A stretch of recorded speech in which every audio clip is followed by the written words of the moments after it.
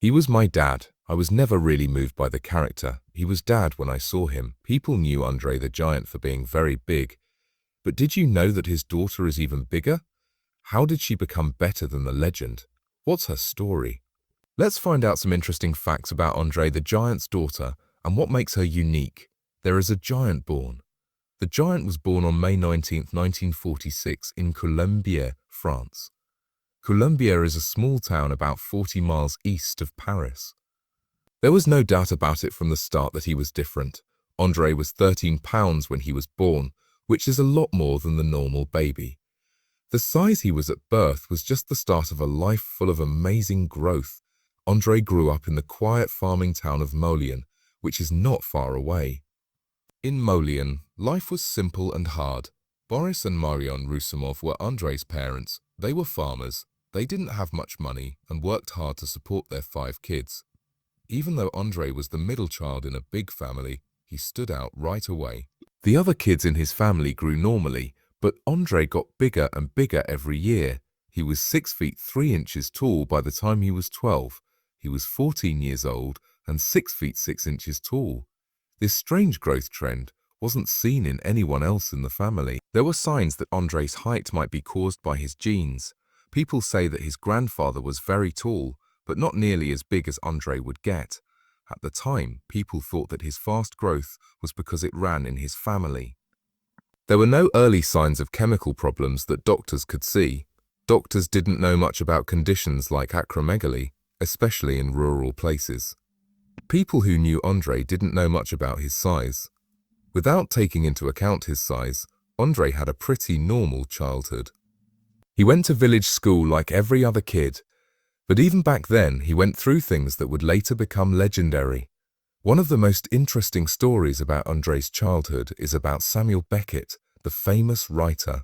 Because Beckett lived close and knew Andre's dad, he would often take Andre to school in his truck. Beckett came up with a way for Andre to get on the school bus even though he was too big. During the rides, they would either talk or be quiet. Even though Beckett would become famous, Andre only knew him as the nice neighbor who gave him a ride.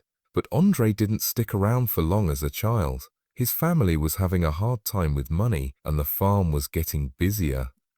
He was 14 years old when his father took him out of school to work full-time on the farm. Andre didn't say anything against the change, but it was a big moment in his life. He lost the last bit of a normal youth. Following that, he had to work hard every day. Andre was big and strong enough to do the work of several guys. He helped his family get through hard times, but it cost them a lot. He missed out on being a normal kid. Andre never lost his sense of humor or kindness, even when things were hard. People in Moulins called him a gentle giant. His friendly smile and nice behavior helped people remember him. He didn't scare the kids in the village. Adults looked up to him. Even back then, he had a quiet charm that made people want to be around him. When he started working as a professional wrestler, this would become one of his best skills. The fast growth of Andre continued through his teens, and it became clear why it was happening. He was eventually told he had acromegaly, a rare condition that happens when the body makes too much growth hormone. The illness hurt his bones, mostly in his face, feet, hands and feet, but no one knew what was going on at the time. He just kept getting bigger, and people were amazed at how big he was. Even though he was a youth, he had to wear size 22 shoes and use special furniture. It led fans to think that Andre could not be beat. It made him seem more mysterious and made every match more exciting. People thought they saw an unbeatable person when he walked into a wrestling ring. Of course, being that big was hard in some ways. It was hard for Andre to fit into cars, trains, and even hotel beds. Simple things like eating in public might be a problem. People would look at them, ask them questions, and sometimes even say mean things. He often felt awkward in public places. Because he was always traveling and had acromegaly, his health started to get worse as well. What caused him to get so big in the first place? His back, knees and joints hurt all the time, but he rarely showed it in public. The Princess Bride. When the 1980s came around, Andre the Giant was already a famous wrestler, but soon he would be even more famous, but not in the ring, on the big screen. A movie called The Princess Bride gave them that chance. It's a journey based on a fairy tale with lots of humor, love, and sword fights. The writers of the movie, William Goldman and Rob Reiner, had a specific person in mind for the part of Fezzik, the gentle giant. That guy was named Andre. Goldman wrote Fezzik with Andre in mind when he made the character. He thought Fezzik was big and strong, but also nice, funny and fun to be around. Goldman thought that Andre would be a great match in real life. Yes, Rob Reiner agreed. He thought that Andre had something unique to offer the movie that no trained actor could. Real charisma and charm that came from being different in a natural way. But it wasn't easy to get Andre to play the part, because there was the problem of language. As English wasn't Andre's first language, reading a movie script was very different from wrestling lines or interviews that he had to remember. Some of the words were hard for Andre to say during auditions and early practices. He was afraid he would mess up or be taken the wrong way. Reiner and the rest of the team still had faith in him. They held his hand and helped him say his lines slowly, sometimes repeating them over and over until they felt normal. Over time, Fezzik's deep voice and unique accent helped make him stand out. Then there were the physical tests. His body was already under a lot of stress at this point. Years of fighting, traveling, and the effects of having an acromegaly had made his back hurt a lot. He was unable to move as he used to. It hurt to do simple things like bend down or stand for too long. The script said that Fezzik had to catch Princess Buttercup as she fell, so the crew had to use a secret rig. Andre caught her with the help of special effects and support lines, even though it looked like he did it naturally. There were also some other changes. In one scene, Fezzik is riding a horse, but Andre is too big for a normal horse to safely take away. So the crew had to set up the saddle in a special way and carefully guide the horse while making sure everything was level. Being so big was an important part of the story, but it made shooting harder than anyone thought it would be. Even with all of these problems, Andre gave the part his all. Fezzik turned out to be exactly what Goldman and Reiner had hoped for, a big guy with a big heart.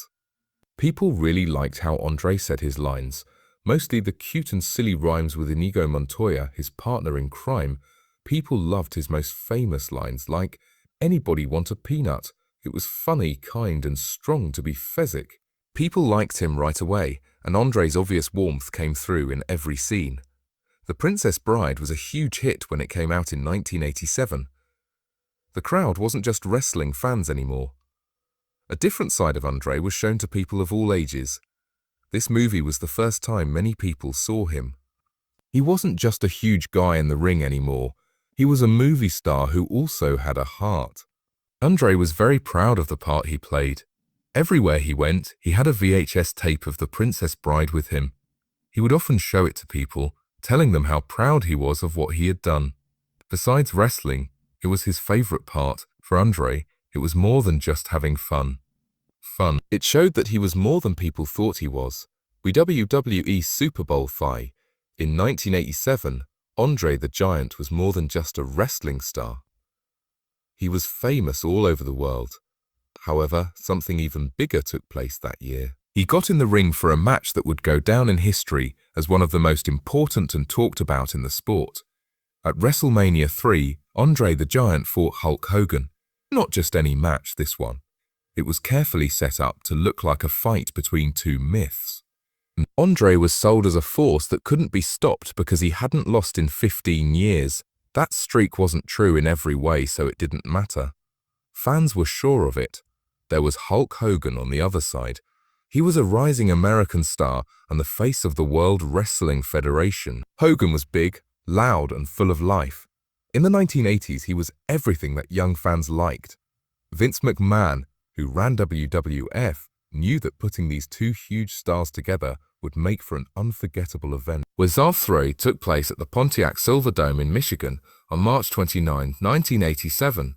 The stadium was packed with more than 93,000 people, one of the biggest groups in the history of wrestling. A lot more people watched from home. One main idea was used to sell the event. Was it possible for Hulk Hogan to beat Andre the Giant? Things were not as good as they seemed on the outside. Andre's health was getting worse quickly. Years of wrestling, traveling, and dealing with acromegaly, a hormonal problem that made him very tall, had really worn him down. His back was in bad shape by 1987. He hurt so much that he could hardly walk.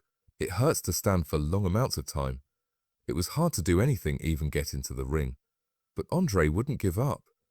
He refused to back out of the match, even though it hurt. He took drugs to get through it. Some news sources say he was in a lot of pain during the event, but he never let the people see that. He knew it wasn't just a wrestling match. It was a big change. Andre was almost done with his time in the gym. Hogan was changing the way people saw wrestling. For both people and ideas, this match was a passing of the torch.